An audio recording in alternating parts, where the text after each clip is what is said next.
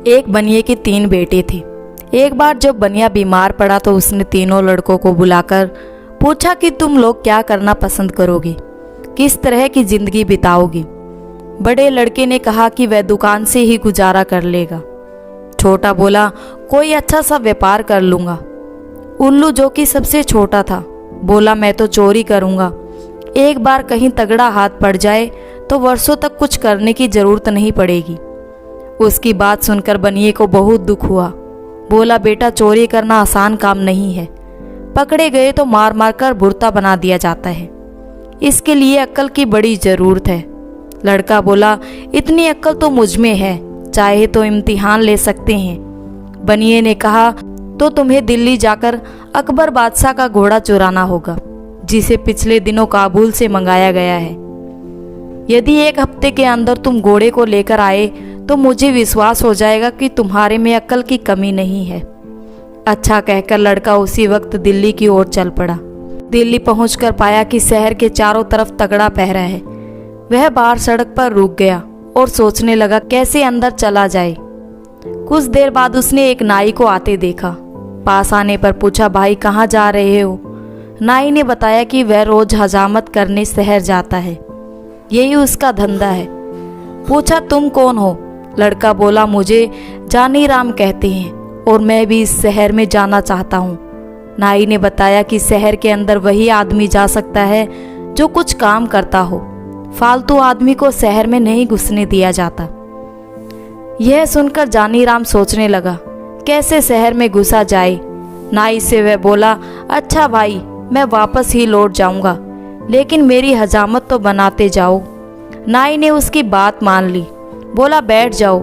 जानी राम बैठ गया, किंतु पानी न होने के कारण हजामत कैसे बनती। तभी जानी राम ने दूर एक तालाब की ओर इशारा किया। बोला वहां से कटोरी में पानी भर लाओ, तभी हजामत बनेगी। नाई ने अपनी पेटी वहीं रख दी और पानी लेने चला गया। अब क्या था, जानी राम ने पेटी को कंधे पर लटकाया और अपने को नाई बताकर तेजी से शहर के अंदर घुस गया।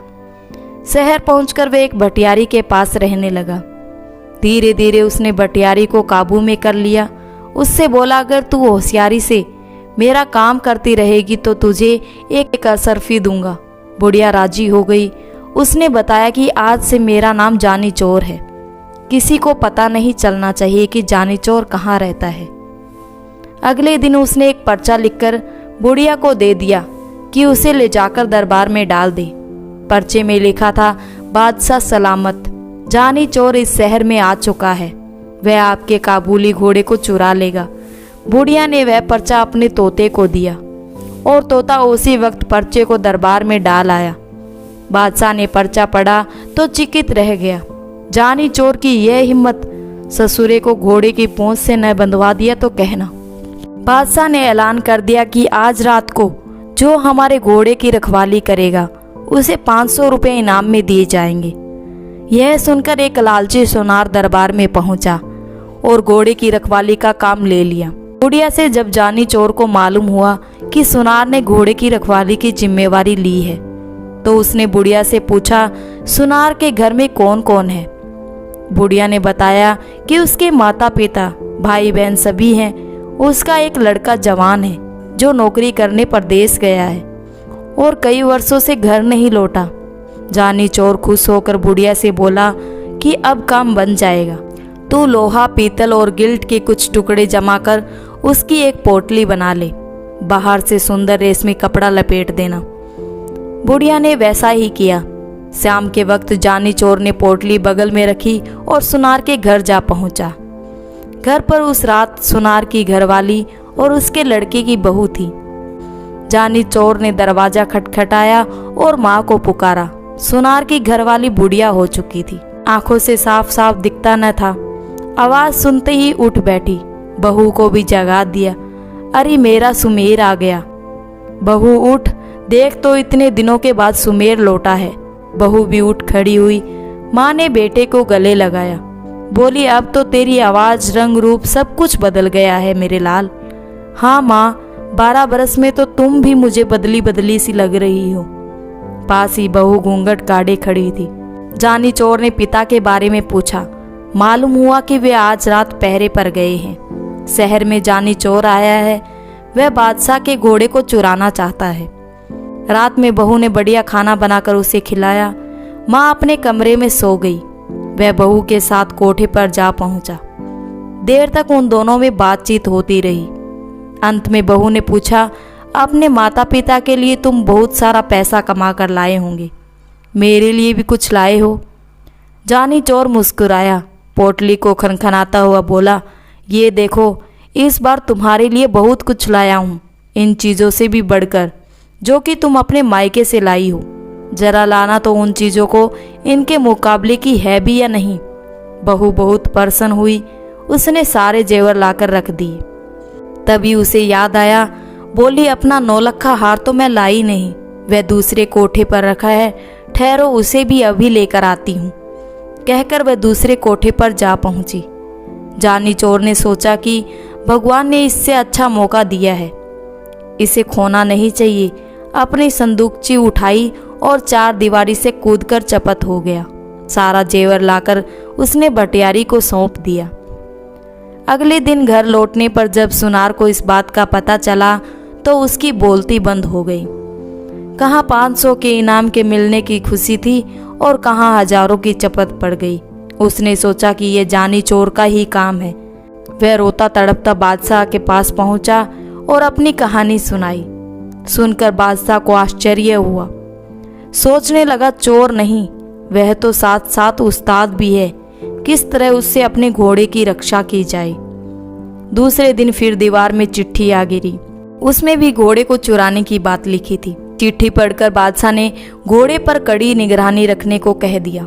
इनाम की राशि 500 से बढ़कर 1000 कर दी। इस बार घोड़े की रखवाली के लिए कोई तैयार न हुआ।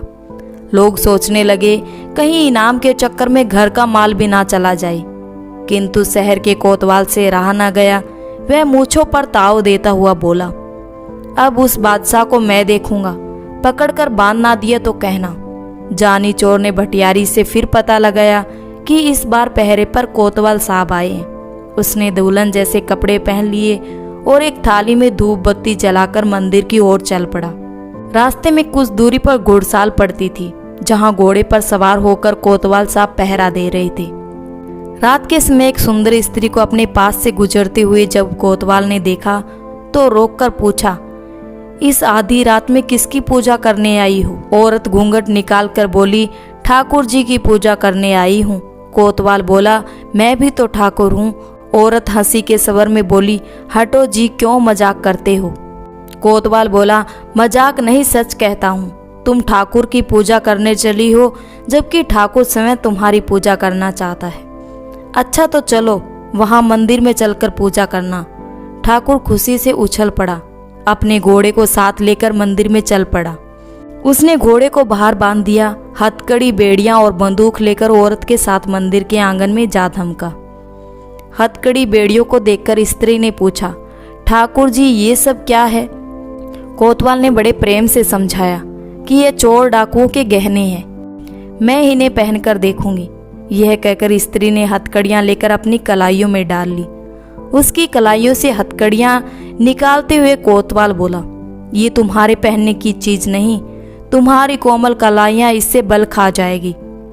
स्त्री ने हट की, नहीं जी, मैं इन चीजों को पहनकर देखना चाहती हूँ कि कैसे पहनी जाती है।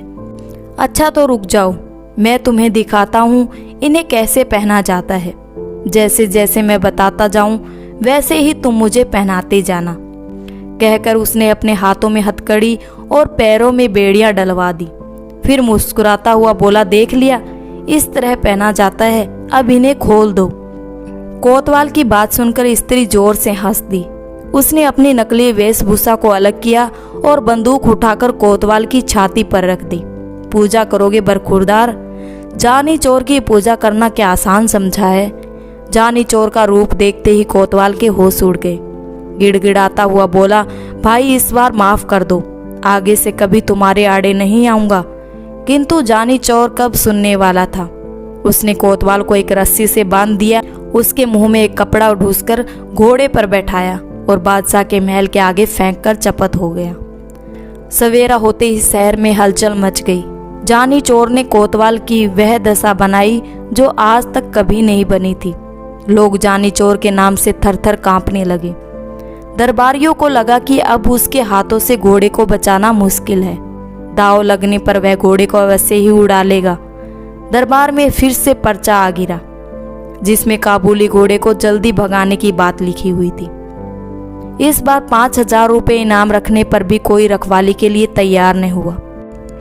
बादशाह को बड़ी चिंता हुई कि किस तरह घोड़े की रक्षा की जाए और जानी चोर को जिंदा पकड़ा जाए। कोई उपाय न सूझा तो बादशाह ने स्वयं निश्चय किया कि वह अपने हाथों चोर को पकड़ेगा।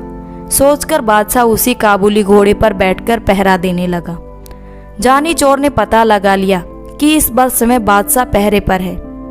वह एक बुढ़िया का रूप बनाकर मंदिर वाली सड़क पर जा बैठा और चक्की आगे रख अनाज पीसने लगा। सड़क के किनारे बुढ़िया को अनाज पीसते देखा बादशाह ने पूछा, इस वक्त किसके लिए अनाज पीस रही हो? बुढ़िया हाँफते हुई बोली, क्या करूं सरकार, बुढ़ापा बहुत बुरा है, उससे भी बुरी चीज़ है गरीबी। दिन में मोहल्ले के बच्चे पगली कहकर चिढ़ाते हैं, इसलिए रात में यहाँ आकर काम करती हूँ। अभी अभी एक सिपाही आया था, पीसने के लिए गेहूं दे गया है, अभी आकर ले जाएगा। यह सुनकर बादशाह घोड़े से उतर गया। पूछा, क्या नाम था उस सिपाही का? बुढ़िया ने माथे से पसीना पोंछा, बोली, नाम तो सरकार वह जानी जानी कुछ बता रहा था। बादशाह को विश्वास हो गया कि वही जानी चोर है।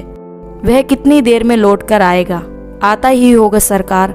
बादशाह ने सोचा, चोर को पकड़ने का इससे अच्छा मौका नहीं मिलेगा। वह बुढ़िया से बोला, तू मेरे कपड़े पहन ले और मुझे अपने कपड़े दे ताकि मैं उसे पकड़ लूं। वह सिपाही नहीं चोर है, मैं उसे पकड़कर बादशाह के पास ले जाऊंगा। बादशाह ने अपने कपड़े पहनाकर उसे मंदिर के आंगन में भेज दिया, साथ ही अपना काबुली घोड़ा भी उसके हवाले कर दिया। समय उसने बुढ़िया के फटे पुराने कपड़े पहन लिए और सड़क के किनारे बैठकर चक्की घुमाने लगा। हाथ में घोड़ा आते ही जानी चोर फूला न समाया। वह तुरंत घोड़े पर चढ़ा और ऐड़ लगाते हुए बोला, बादशाह सलामत, तुम चक्की पीसते रहो। जानी चोर तो ये भागा। बादशाह ने आवाज सुनी तो कलेजा धक रह गया। हाथ से चक्की छूट गई। वारे जानी चोर, तू तो अक्ल का पुतला निकला। उधर जानी चोर बादशाह की पोशाक में घर पहुंचा तो बनिए को विश्वास हो गया। बोला, शाबाश बेटा, अब तू जरूर चोरी कर सकता है, किंतु याद रख, गरीब को कभी परेशान न करना। ईमानदारी और मेहनत से कमाए गए धन पर डाका नहीं डालना और गरीबों की सहायता करने में पीछे न रहना। अब जाकर बादशाह को घोड़ा वापस करा।